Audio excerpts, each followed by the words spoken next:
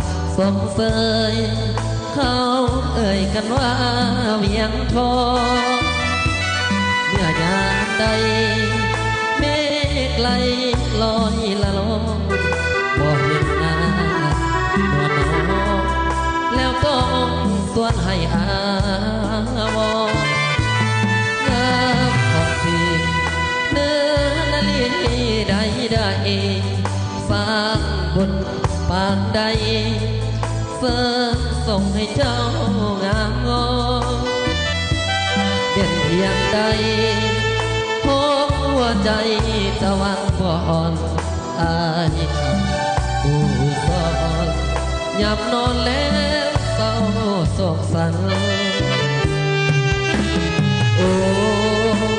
น้องเวียงสวรรค์คนนี้เจ้าเป็นเทพีคนเมืองแห่งนี้มานานเนื้อนวลขาวผ่องซอกหัวแก้มเบ่งบานงามยิ่งได้บ่ปานยิ้มหวานละเลือนเสื่อมใจเพียงสวรรค์ปันให้เจ้า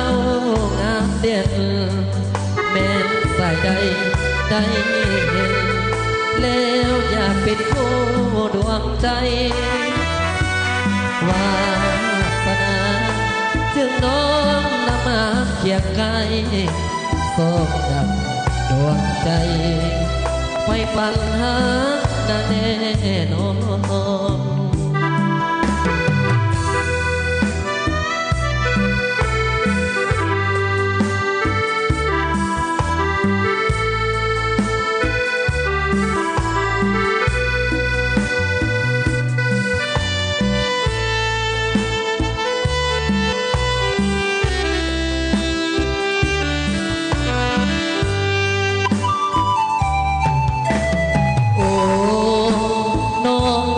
สวรรค์คนนี้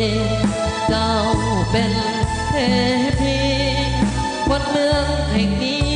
มานานเนื้อนวลขาวผ่องซอกหัวแก้มเบ่งบานงามยิ่งได้บ่ปานยิ้มหวานละเลือนเสื่อมใจ